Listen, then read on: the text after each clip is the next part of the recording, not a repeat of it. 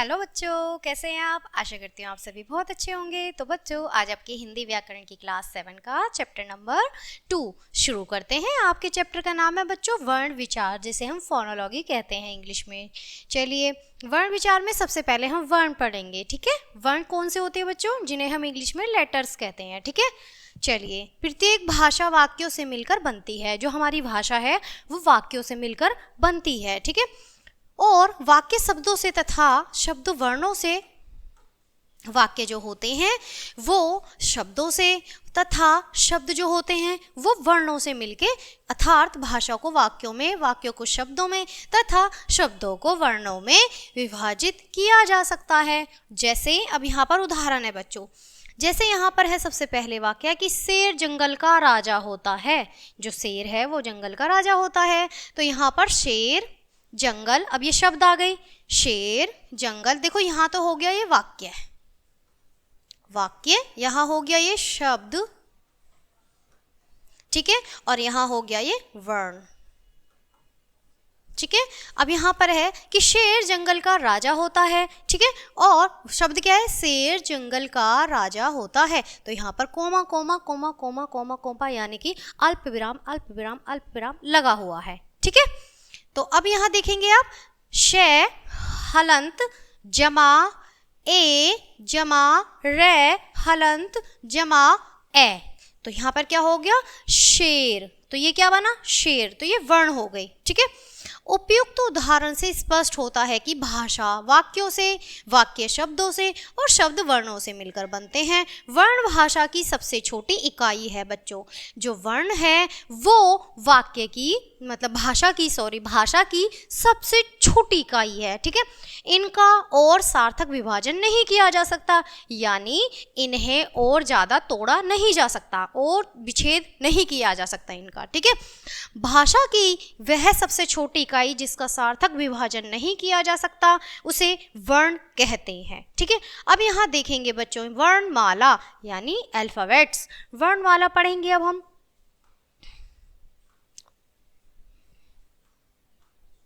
आप देखेंगे वर्णों के क्रमिक तथा व्यवस्थित समूह को वर्णमाला कहते हैं। ठीक है, या कहा जाता है।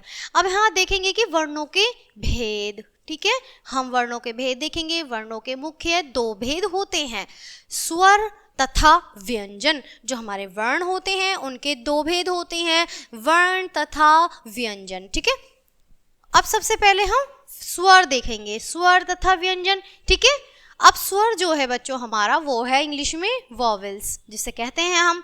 आप देखेंगे कि जिन वर्णों के उच्चारण में किसी अन्य वर्ण की सहायता नहीं ली जाती है उन्हें स्वर कहते हैं। इनका उच्चारण स्वतंत्र रूप से होता है तथा ये व्यंजन के उच्चारण में सहायक होते हैं। स्वरों के उच्चारण में हवा बिना किसी रुकावट के मुंह से बाहर निकलती है। हिंदी भाषा में 11 स्वर होते हैं।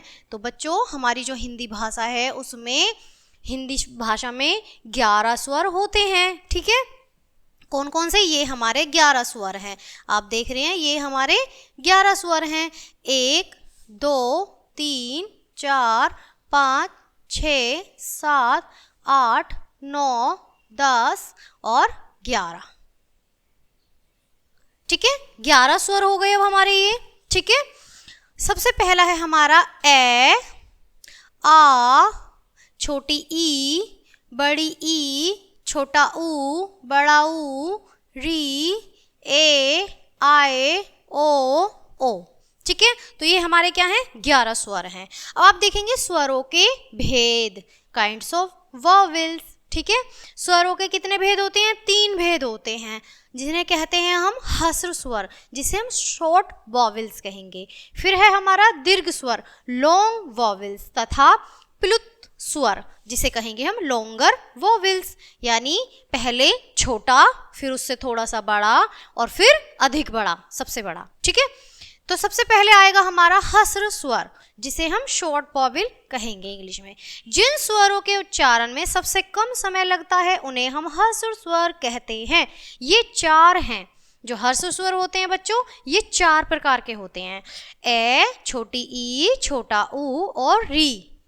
ठीक है, जो री का प्रयोग केवल संस्कृत के तत्सम शब्दों में होता है, हिंदी में इसका उच्चारण री के रूप में किया जाता है या होता है। इन स्वरों को मूल स्वर भी कहते हैं। अब बच्चों जो रे से ऋषि होता है री, तो ये इस प्रकार से होता है, ठीक है। फिर जब ये संस्कृत में होता है और हम हिंदी में जो री का प्रयोग करते हैं वो करते हैं इस तरह से, ठीक है, इस प्रकार से हम करते हैं।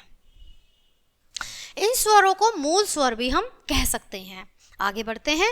अब है हमारा दीर्घ स्वर, जिसे हम लॉन्गर वॉवेल्स कहेंगे। जिन स्वरों के उच्चारण में ह्रस्व स्वरों से दुगना समय लगता है उन्हें हम दीर्घ स्वर कहते हैं। ये 7 हैं: आ, बड़ी ई, बड़ा ऊ, ए, आए, ओ।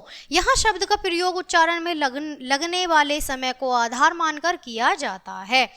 अब बच्चों देखेंगे हम प्लुत स्वर, जिन्हें हम लॉन्गर स्वर कहते हैं। बच्चों जिन स्वरों के उच्चारण में ह्रस्व स्वरों से लगभग 3 गुना समय लगता है, ठीक है, उन्हें प्लुत स्वर कहते हैं। प्लुत स्वर की लिखते समय स्वर के बाद हिंदी की गिनती का 3 का अंक लिख दिया जाता है, जैसे ओम, हलंत लगा हुआ है बच्चों, राइम, ठीक है, राइम हो है, हलंत लग रहा है, आदि, ठीक है।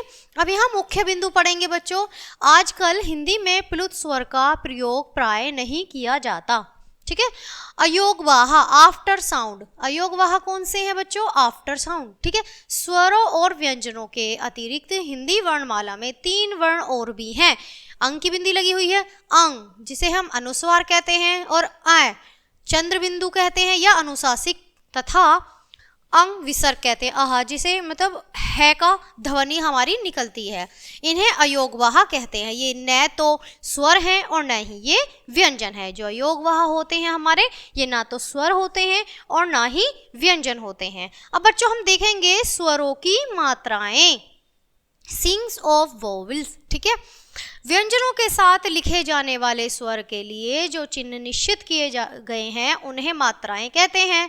ए स्वर के अतिरिक्त अन्य स्वरों के साथ जब व्यंजनों का मेल होता है तो स्वर अपने पूर्ण रूप में नहीं लिखे जाते हैं, बल्कि उनके स्थान पर मात्राएं लगाई जाती हैं जब हम व्यंजन लगाकर करते हैं। तो बच्चों अब यहाँ पर तालिका दी गई है, दी गई तालिका को ध्यान से पढ़ेंगे, हम ध्यान से समझेंगे सभी बच्चे, ठीक है, ध्यान देंगे, आगे देखेंगे। चलिए आप देखेंगे सबसे पहले यहाँ हमारे स्वर हैं, इधर हमारी मात्राएं हैं, यहाँ हमारी मात्राओं का प्रयोग है और यहाँ मात्राओं से बने कुछ शब्द हैं, ठीक है। सबसे पहले है हमारा ए की हमारी कोई मात्रा नहीं होती है, ये हमारा खाली होता है और इसका जो शब्द है ए हमेशा व्यंजन के साथ, यानी जो हमारा स्वर है व्यंजन के साथ लग के बनता है। तो क्या हो गया, मात्रा का प्रयोग है हमारे का कै, और इससे जो मात्राओं से शब्द बना हुआ है कमल, कनक और कलम, ठीक है, समझ आ रहा है बच्चों। आगे देखिए यहाँ है आ, ठीक है, आ है हमारी मात्रा है, आ का डंडा, एक डंडा सीधा, ठीक है, तो ये आ की मात्रा है और मात्रा का प्रयोग है का। कै है, कै के साथ आ का डंडा लगा हुआ तो मात्रा का प्रयोग हो रहा है, तो का। तो का से क्या है बच्चों, यहाँ पे शब्द जो मात्राओं से बने हैं, कार्य, कामना, कार्तिक, ठीक है, शब्द बने हुए हैं। अब यहाँ है छोटी ई, छोटी की हमारी मात्रा इस प्रकार होगी, ठीक है, और मात्राओं का जो प्रयोग है वो इस प्रकार होगा की, ठीक है। और यहाँ पर कैसे लिखेंगे हम, किताब, किनारा, किसान, ठीक है। आगे देखेंगे बड़ी ई, तो बड़ी ई को आप देखेंगे इस प्रकार से प्रयोग की होगी मात्रा, और यहाँ से इस प्रकार से मात्रा का प्रयोग होगा। फिर होगा मात्राओं से बने शब्द कील, कीचड़, कीमत, ठीक है। आगे देखेंगे ऊ, तो ये क्या है, छोटा ऊ, तो छोटे ऊ की जो मात्रा होगी वो इस प्रकार होगी और मात्राओं का प्रयोग होगा कु, ठीक है, इस तरह से कु लगेगा। और शब्द होगा कुमार, कुम्हार, कुमार है और कुम्हार है और कुर्ता है, ठीक है। आगे देखेंगे अब है यहाँ पर बड़ा ऊ, बड़े ऊ की मात्रा इस प्रकार होगी और बड़े ऊ की मात्रा इस प्रकार प्रयोग की जाएगी और शब्द जो बनेगा वो होगा कूदना, कूप, कूलर, ठीक है। आगे देखेंगे री, अब हमारा जो री है उसकी मात्रा है इस प्रकार से री और यहाँ पे है क्र, क्र, ठीक है, यहाँ पर ये इस प्रकार से प्रयोग की गई है। फिर है हमारी कृषि, कृषक, कृपाल, ठीक है। आगे बढ़ेंगे बच्चों। अब ये है हमारा ए हमारी मात्रा इस प्रकार है के, के से हमारा जो शब्द बनेगा वो बनेगा केला, केकड़ा, केशव। ठीक है, आगे देखेंगे। अब यहाँ पर है आय। आय से जो हमारी मात्रा इस प्रकार से है के, यह हमारा दो मात्राएं आ रही हैं। ठीक है, दो मात्राएं आ रही हैं और यहाँ से जो शब्द बनेगा वो बनेगा कैसा, कैलाश, कैदखाना। ठीक है, ओ, यहाँ से ओ है। अब मात्रा है हमारी इस प्रकार से, एक मात्रा है ओ की। ठीक है, को। ठीक है, अब यहाँ है कोरा, कोयल, कोस। ठीक है, अब यहाँ है हमारा ओ, यानी डबल मात्रा है हमारी, तो थोड़ा सा खींच के बोलेंगे बच्चों। ये है ओ की मात्रा, को। ठीक है, अब यहाँ देखेंगे कोआ, कोन, कोटल्य। ठीक है, अब आगे बढ़ेंगे। यहाँ देखेंगे बच्चों हम अनुस्वार। ठीक है, जो अनुस्वार जो होता है उसका चिन्ह कैसा होता है हमारा, इस प्रकार से एक बिंदी होती है, अंक की बिंदी बोलते हैं जिसे कंग। ठीक है, जैसे कंधा, कंस, कंकड़, तो अंक की बिंदी का साउंड आ रहा है, मुंह से ध्वनि आ रही है हमारी। अब है अनुशासिक। अनुशासिक का चिन्ह कैसा है, चंद्र बिंदु की तरह। ठीक है, चंद्र बिंदु है कंग, तो कैसे, कांपना, कांच, कटीला। ठीक है, आगे देखेंगे बच्चों विसर्ग। विसर्ग का चिन्ह है, दो बिंदी बनी हुई है, चिन्ह आप देख पा रहे हैं। आगे है कंग। ठीक है, तो क्या, निसंदेह, है की ध्वनि निकल के आ रही है। जब हम बोलेंगे कह से है की ध्वनि निकल के आ रही है, तो कैसे, निसंदेह, अतः, प्रातः काल, है आ रहा है, प्रातः काल। ठीक है, चलिए आगे बढ़ते हैं बच्चों।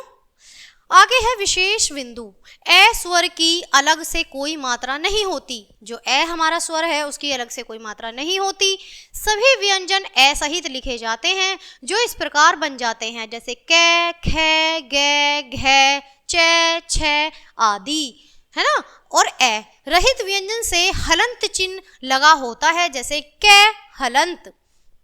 ठीक है बच्चों, जो ए है हमारा वो हलंत के रूप में प्रयोग हो जाता है। चलिए अब यहाँ पे हमारा व्यंजन शुरू होता है जी। ठीक है, कोसोनट देखेंगे अब हम। ठीक है, व्यंजन शुरू हो जाता है। अब आप देखेंगे जिन वर्णों का उच्चारण स्वरों की सहायता से किया जाता है उन्हें व्यंजन कहते हैं। इनका उच्चारण करते समय हवा रुककर मुख से बाहर आती है। ये स्वतंत्र ध्वनियां नहीं है। हिंदी वर्णमाला में कुल 39 व्यंजन हैं। ठीक है, कुल 39 व्यंजन है। अब आप देखेंगे व्यंजनों के भेद। अब यहाँ पर भेद दिए गए हैं। व्यंजनों के 3 भागों में बांटा गया है। ये इस प्रकार हैं। जो व्यंजनों के भेद हैं वो कितने हैं बच्चों, 3। तो इन्हें 3 भागों में बांटा गया है। स्पर्श व्यंजन, अंतःस्थ व्यंजन तथा ऊष्म व्यंजन। चलिए सबसे पहले स्पर्श व्यंजन देखेंगे। ठीक है, जिन वर्णों को बोलते समय जिह्वा मुख से किसी न किसी भाग का स्पर्श करती है। प्रत्येक वर्ग में 5-5 वर्ण है, यानी स्पर्श करती है, उन्हें स्पर्श व्यंजन कहते हैं। जैसे कै, हलंत, हलंत लगा हुआ बच्चों। कै से मैं हलंत तक के 25 व्यंजन स्पर्श व्यंजन कहलाते हैं। इन्हें 5 भागों में बांटा जा सकता है। प्रत्येक वर्ग में 5-5 दिए गए हैं। प्रत्येक जो हमारा वर्ग है सब में 5-5 व्यंजन दिए गए हैं। आप देखेंगे सबसे पहले है हमारा कै वर्ग। कै वर्ग में हमारा कै हलंत, खे हलंत, गे हलंत, घे हलंत, डे हलंत। ठीक है, अब आप देखेंगे चै वर्ग में चै हलंत, छह हलंत, जय हलंत, झै हलंत, ये हलंत। आगे देखते हैं टै वर्ग है हमारा टै हलंत, ठै हलंत, डे हलंत, ड़े हलंत, अणे हलंत।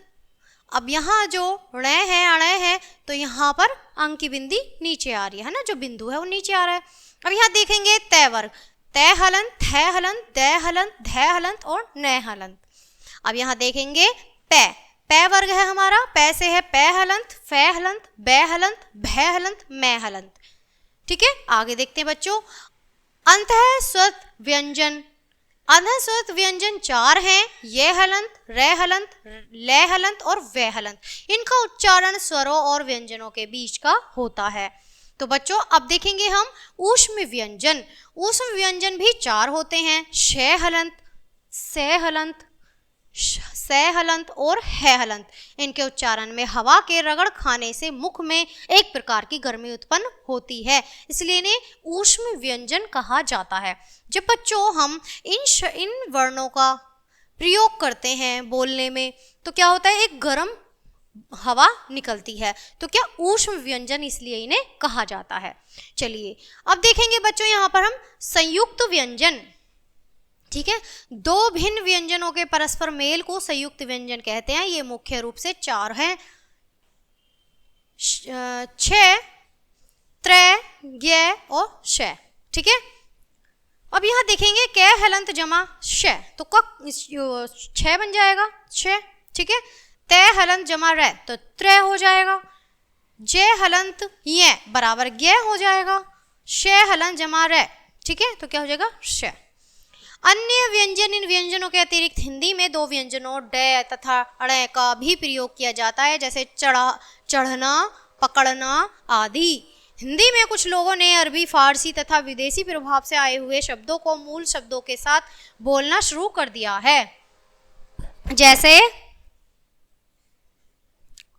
जैसे कै, ख, ग, जय, फै आदि। ठीक है, अब आप देखेंगे, यहाँ पे बच्चों अन्य व्यंजन, इन व्यंजनों के अतिरिक्त हिंदी में दो व्यंजन जैसे ड, ड़ का प्रयोग होता है, जैसे चढ़ना, पकड़ना आदि। ठीक है, अब यहाँ पर आप देखेंगे कि द्वित व्यंजन यहाँ जो दिए गए हैं वो द्वित व्यंजन दिए गए हैं। अच्छे से पढ़ेंगे बच्चों, द्वित व्यंजन को देखेंगे।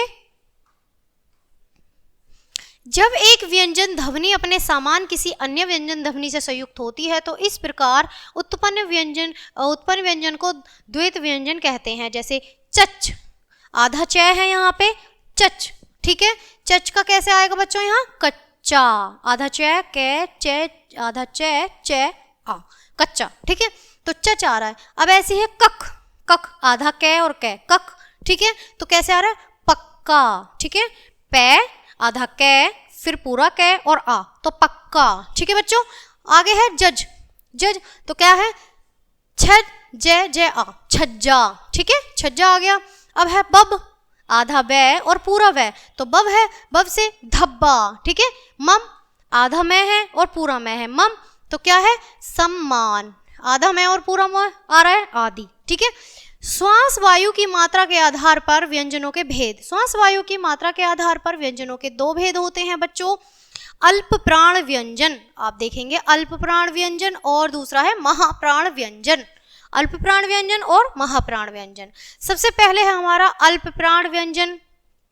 ठीक है, उसमें क्या है, जिन व्यंजनों का उच्चारण करते समय श्वास वायु की मात्रा कम और कमजोर होकर बाहर निकलती है उन्हें अल्प प्राण व्यंजन कहा जाता है।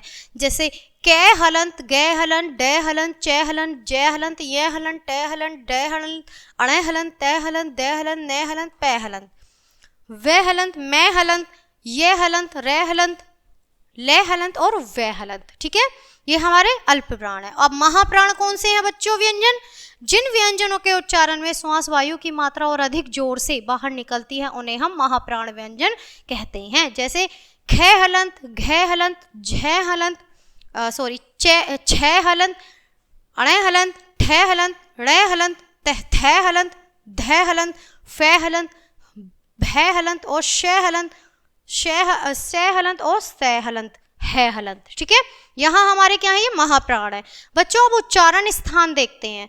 ठीक है, अब बच्चों उच्चारण स्थान कैसे देखेंगे, शब्दों का उचित, ठीक एवं शुद्ध प्रयोग करना बहुत आवश्यक है, इसलिए वर्णों का शुद्ध उच्चारण करना अनिवार्य है। वर्णों का उच्चारण करते समय फेफड़ों से निकलने वाली वायु और जिह्वा मुख के भीतर, जिह्वा मतलब हमारी जीभ, ठीक है, जिह्वा मुख के भीतर स्थित कंठ से ओष्ठ के विभिन्न अंगों का स्पर्श करती हुई तथा कभी कभी उनके साथ घर्षण भी करती है, घर्षण यानी रगड़ लेती हुई भी करती है। जिस स्थान के साथ ऐसा होता है उसी भाग का या इस स्थल विशेष को उस वर्ग का उच्चारण स्थान माना जाता है। अब आप यहाँ देखेंगे बच्चों कि दी गई तालिका को अच्छे से ध्यान से देखेंगे। ठीक है, यहाँ पे क्या है कि वर्ण दिए गए हैं और उच्चारण स्थान है और उनके नाम है बच्चों। ठीक है, अब यहाँ सबसे पहले है हमारे ये वर्ण। ठीक है, यहाँ हमारा उच्चारण है और यहाँ हमारा क्या है, नाम है उनके। ठीक है, तो आप देखेंगे कि ए, आ, के वर्ग। ठीक है, फिर है कै हलंत, खे हलंत, गै हलंत, घै हलंत और ड़ै हलंत। आप देखिए, फिर है हलंत तथा विसर्ग। तो ये क्या है हमारे, ये है इनका उच्चारण स्थान कंठ। तो इनका उच्चारण स्थान है हमारा कंठ, और इन्हें हम नाम देंगे कंठीय। ठीक है, हलंत के साथ, हाँ कंठीय। ठीक है, ई ये है छोटी ई, बड़ी ई, च और वर्ग। ठीक है, च हलंत, छ हलंत, ठीक है, जय हलंत, झ हलंत और ये हलंत और शय हलंत। ठीक है, ये है हमारा तालु, इनका जो उच्चारण स्थान है तालु है, और इन्हें नाम दिया है हमने तालव्य। ठीक है, आगे है हमारा री और ट वर्ग। जो हमारा ट वर्ग में है वो है ट हलंत, ठ हलंत, ड हलंत, ड़ हलंत, अण हलंत, र हलंत और शय हलंत। ठीक है, और यहाँ पर इनको हमने मूर्धा उच्चारण स्थान दिया है मूर्धा, और यहाँ पर इनका जो हम नाम देंगे हो गए मूर्धन्य। ठीक है, आगे देखेंगे बच्चों तय वर्ग। अब हमारा ये तय वर्ग का है जो वर्ण है वो है तय हलंत, थ हलंत, द हलंत, ध हलंत, न हलंत और ल हलंत, शय हलंत। हलंत लगा हुआ है सभी में बच्चों। अब यहाँ देखेंगे इनको हम दंत, इनका जो उच्चारण स्थान है वो है दंत, और इन्हें कहेंगे हम दंतीय।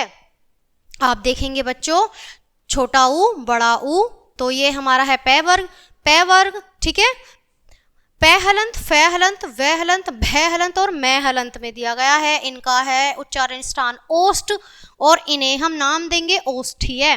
ठीक है, अब यहाँ देखेंगे बच्चों ए और आई। ठीक है, अब यहाँ जो स्थान है इनका उच्चारण वो है कंठ तालु।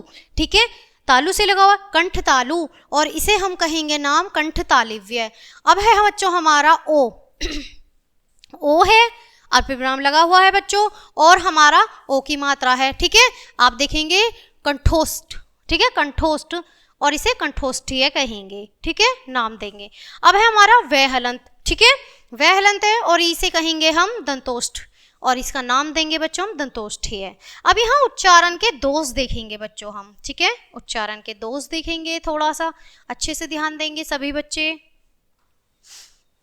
आप देखेंगे हम जो कुछ भी बोलते हैं उसे उच्चारण कहते हैं। भाषा सार्थक ध्वनियों का उच्चारण है, भाषा के अक्षरों को बोलना ही उच्चारण है। अतः भाषा में उच्चारण का बहुत महत्व है। यदि हम अशुद्ध बोलते हैं तो लिखने में भी अशुद्ध ही लिखेंगे। यहाँ कुछ उच्चारण संबंधी अशुद्धियाँ रंगीन शब्दों में व उनके शुद्ध रूप दिए गए हैं, इन्हें पढ़िए और समझिए अच्छे से। ठीक है बच्चों, आगे देखेंगे कभी कभी स्वरों से संबंधित अशुद्धियाँ उच्चारण करते समय हो जाती हैं। कभी कभी क्या होता है बच्चों कि स्वरों से संबंधित अशुद्धियां उच्चारण करते समय हो जाती हैं। चलिए यहाँ पर देखेंगे अब हम अशुद्ध, यहाँ है अशुद्ध वाक्य और यहाँ है हमारा शुद्ध।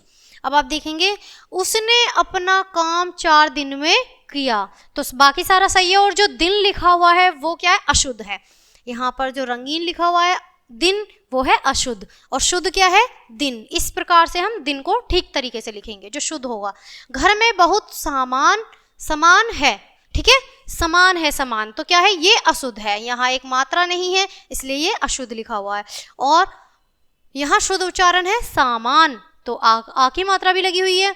चलिए, कभी कभी कुछ लोग स्वर रहित व्यंजन का उच्चारण अर्थात आधे अक्षरों का उच्चारण संयुक्त व्यंजन के रूप में भी कर देते हैं। जैसे अब यहाँ पर भी अशुद्ध है। आप देखेंगे माता जी का आज फिल्म देखने जाएंगी, जो फिल्म है वो गलत है। सही क्या हो बच्चों, शुद्ध उच्चारण फिल्म। ठीक है, मेरे कार्ड का नंबर 10 है, तो ये जो कार्ड है वो गलत लिखा हुआ है, अशुद्ध है। यहाँ शुद्ध होगा कार्ड, यानी कि जो रे है वो मात्रा ऊपर जाएगी। चलिए आगे देखेंगे बच्चों, आगे देखेंगे बच्चों यहाँ पर कभी कभी आधे अक्षरों से शुरू होने वाले शब्दों से पहले छोटी ई या फिर आ जोड़कर उच्चारित किया जाता है, जिससे उच्चारण अशुद्ध हो जाता है। जैसे यहाँ पर है अशुद्ध, गंगा स्नान करने जाएंगे, तो यहाँ जो स्नान है बच्चों वो अशुद्ध है, अशुद्ध वाक्य लिखा हुआ है। तो क्या है, शुद्ध क्या है बच्चों, जो हमारा शुद्ध है शब्द वो क्या है, स्नान, आधा से होगा स्नान। ठीक है, अब यहाँ देखेंगे यह स्त्री सुंदर है, जो स्त्री है वो गलत लिखा हुआ है बच्चों, अशुद्ध है। शुद्ध क्या होगा, स्त्री। इस तरह से हम स्त्री को लिखेंगे। गाड़ी स्टेशन पर आ गई, अब यहाँ जो स्टेशन है वो गलत लिखा हुआ है बच्चों, अशुद्ध है, उसे हम शुद्ध कैसे करेंगे, स्टेशन, इस प्रकार से वो शुद्ध होगा। तो बच्चों अब आ जाते हैं स्मरणीय तथ्य। अब तक हमने अपने पाठ में क्या पढ़ा, आइए एक नजर डाल लेते हैं बहुत छोटे से तरीके से। चलिए, भाषा की वह सबसे छोटी इकाई जिसका सार्थक विभाजन नहीं किया जा सकता उसे वर्ण कहते हैं। वर्णों के क्रमिक तथा व्यवस्थित समूह को हम वर्णमाला कहते हैं। वर्णों के मुख्य दो भेद होते हैं, स्वर और व्यंजन। चलिए, तो बच्चों व्यंजन, स्वर और व्यंजन मैंने बहुत अच्छे से पढ़ाए। मैं आशा करती हूँ आपको बहुत अच्छे से समझ में आए होंगे, पाठ भी अच्छा लगा होगा। तो बच्चों मिलते हैं इसी तरह एक अच्छे से पाठ के साथ, तब तक के लिए बाय और थैंक्स फॉर वॉचिंग।